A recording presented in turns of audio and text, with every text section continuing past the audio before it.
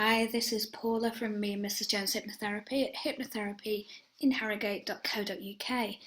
And I just wanted to go through our top 10 most frequently asked questions about hypnotherapy because we are asked daily just so many questions about hypnosis and hypnotherapy. And so I thought it'd be a good idea to put this guide together for you with the most popular questions and answers. If you've got any further questions after this, I'd be really happy to answer them for you. Some of these questions address the myths and misconceptions about hypnosis and hypnotherapy, which are more popular than ever due to television and stage shows, and some are concerns that many people genuinely have about embarking on a relationship with hypnotherapy and a hypnotherapist. So let's go through these. If they ask further questions for you, then you'll find our contact details on the last slide in this presentation. So firstly, what is hypnosis? Oh, it's a really pleasant state of relaxation.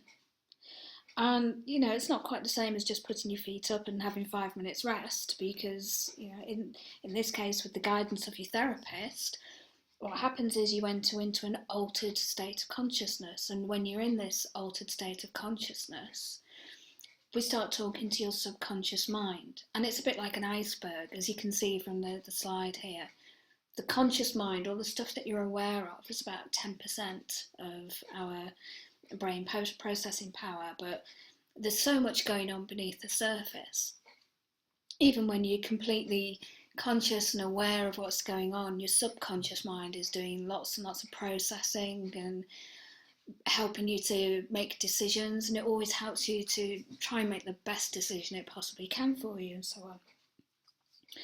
So when you're in a lovely state of altered consciousness, your conscious critical mind, the mind that tells you, not to eat that third piece of cake or whatever, that gets to calm down and shut up for a while, which is lovely for us all. And then the subconscious inner mind is made more aware with your permission.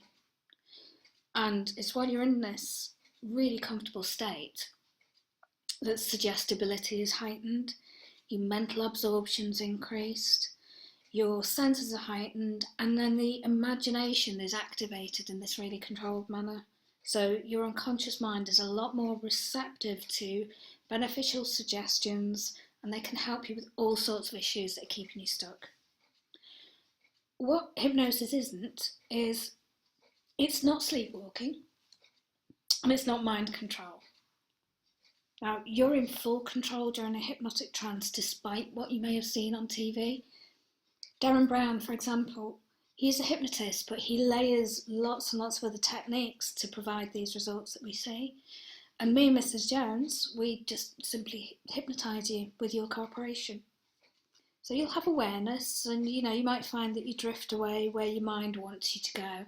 You might find that you're thinking, shall I have beans for my tea? And then you're just completely off on another plane. And it's amazing. It really is. You are giving yourself permission to relax. And it's like guided meditation, and you can end the process whenever you like. And we hope, of course, to gain full benefit for you, that you will go with it and take this time out for yourself and just let this happen. Second question is, can a person be hypnotised if they're unwilling? And the answer to that is absolutely not. You cannot be hypnotised against your will.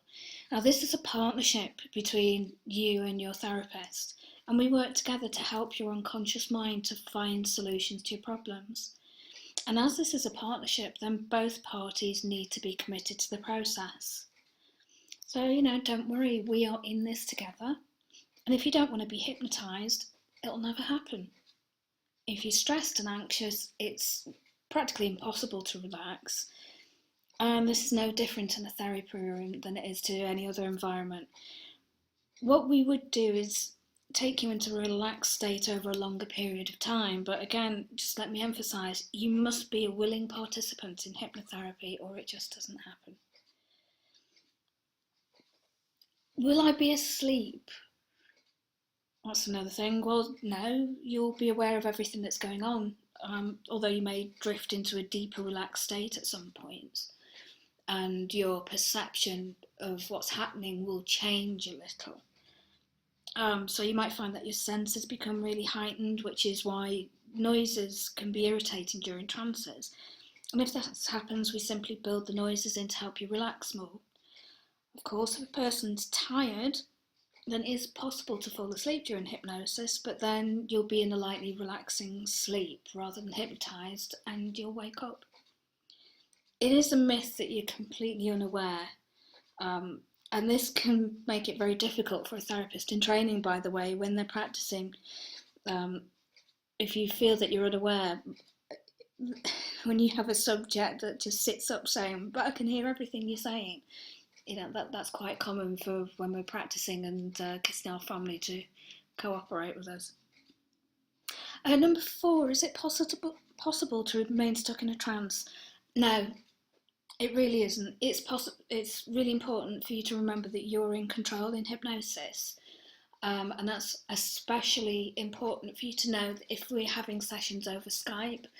So if my connection dropped for any reason, you would not be stuck in a trance. At some point you'll realise I'm not speaking anymore and open one eye to see if I'm still there. So really don't worry about that. Also, you've chosen to do this and you choose to return to full awareness. You can also choose, by the way, to remain in trance a little bit. I mean, I certainly have. It's very nice in there. When you count it up, you may well be thinking, no, thanks, I'm quite happy here, thank you very much, and choose to stay put. And that's fine. You'll still cooperate with your therapist, and what we do is just build in a suggestion or an alert to bring you back to full awareness of your surroundings. If it doesn't work, then we simply stop talking and you come back. Remember, it's not mind control, it's you who's in control. On the odd occasions where I don't feel like coming out of my trance, if my husband's hypnotising me, if Mr. Jones is doing the hypnotising, he will just threaten me with withdrawing all coffee making activities and I'll come round. There is always a way, there's always a trigger or whatever that will make you just want to come back. Will I give away all my secrets under hypnosis? No. Hypnosis is a deeply relaxed state, and you wouldn't say or do anything in a trance that you wouldn't do or say in your normal daily life. And it's a myth that criminals can be made to confess under hypnosis, and that truth can be extracted from you. This isn't Hollywood. This is a gentle, lovely, practical therapy to help you feel better. So when you see in the movies the bad guy who's always English, and if it's a hypnotherapist, he's always English as well. When you see this happening and the hypnotherapist, extracting the truth from an unsuspecting perpetrator, this isn't the truth. It's not a truth drug. We cannot force information out of you. You will not give away your secrets. Now, you may give away your secrets if you want to. That's a completely different matter. But outside of that, no. And this lovely picture here brings me on to the next point, which is, will you make me cluck like a chicken? No, no, and no again. If you've ever seen a stage show where the hypnotists have their volunteers barking like dogs, and despite the fact that they may be suggestible, what's really happening is they want to go along with it for a number of different reasons. Firstly, we don't like letting the side down. We wouldn't want to embarrass the hypnotist, and we don't want to look daft in front of our friends. And the looking daft part in this sort of scenario, because you are a little bit suggestible, would be appearing unable to be hypnotised, not sitting, begging and holding up a paw. And this is where the real power of a hypnosis stage show is being made suggestible enough to go along with it, rather than the action itself. And none of this, the important part to remember here, none of it has any basis in clinical hypnotherapy. And clinical hypnotherapy is what you come to me and Mrs. Jones for. We may not be the world's fluffiest people. We are very practical, but we are very caring and very calm and very gentle in our approach, as well as practical, and this is clinical hypnotherapy. Do you use a swinging watch? I'm often asked, and actually, yes. Yes, I do, a swinging watch or a swinging pendant. But we don't swing it in front of you and tell you that you're getting very sleepy. We occasionally use it and swing it towards and away from you, rather than that side to side thing that you see on TV, towards and away from you, because it's something to focus on and it will help you close your eyes and so on.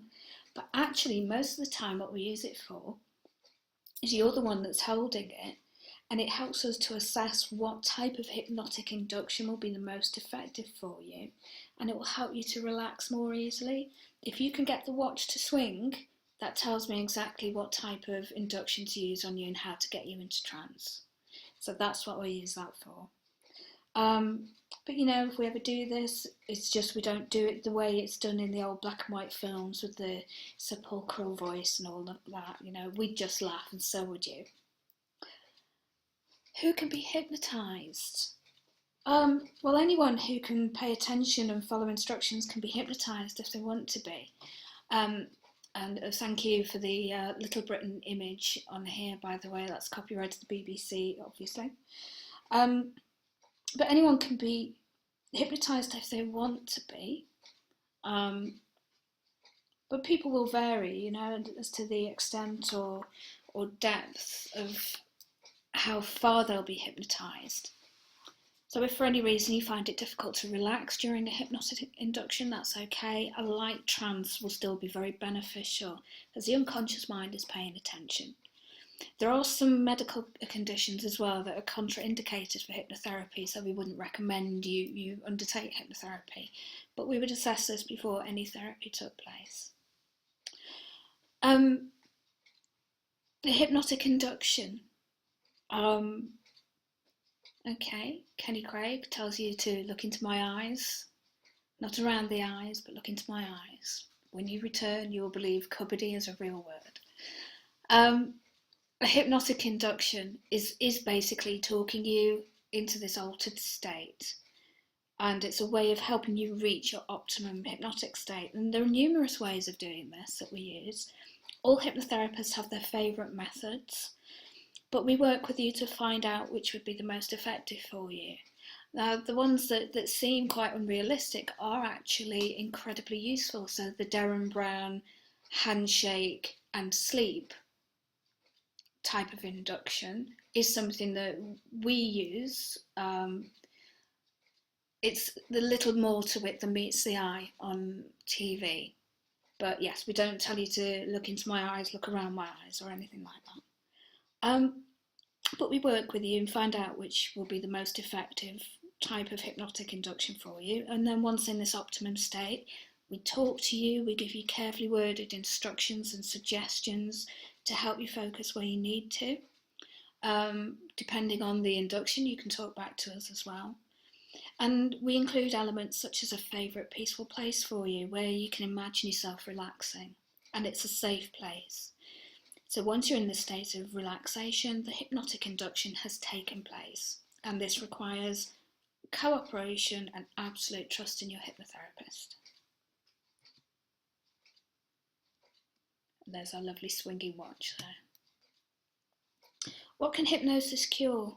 Well, it's important to know that hypnosis in itself isn't actually a cure, but what it is a tool to be used in therapy or treatment by a professional who is qualified to render that treatment. So as we're not medical practitioners, we don't offer a cure. However, we are hypnotherapy practitioners, and we know that our minds are powerful and can bring about behaviour changes and changes in our perceptions. So we can help with things like smoking cessation, weight control, weight loss, stress, anxiety, phobias, unwanted habits. I'm particularly interested in working with phobias and confidence. And hypnotherapy is really effective for things like pain control as well. So it's used in dentistry and hypnobirthing, both to very great effect. So I hope that's answered most of your questions, but if you have any other questions that come up, please do get in touch. Just so you know that, again, this is clinical hypnotherapy and stage hypnosis, entertaining though it is, and I have to admit I do love it. It doesn't have any basis in clinical hypnotherapy, because clinical hypnotherapy brings about the changes that you can see on the screen. So after a couple of sessions with me, my client has gone from having a phobia of swimming to booking swimming lessons.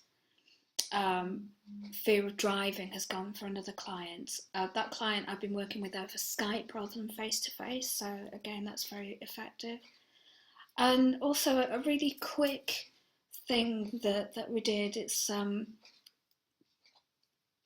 really nice technique that took minutes to do, but has changed a nail biter's 32-year-old habits from having gnawed down nails to actually having really nice nails now. So it works for all sorts of things. If you want to talk to us about hypnotherapy, if you have a phobia, a fear, if you want to lose weight, if you want to gain more confidence, if you have any anxiety, if you have IBS, all sorts of things, if you'd like to quit smoking, if you've quit smoking but you're still addicted to nicotine gum, all kinds of things that we can help you with, then please get in touch. So you can speak to either myself or Trevor. It's usually me who picks up the emails.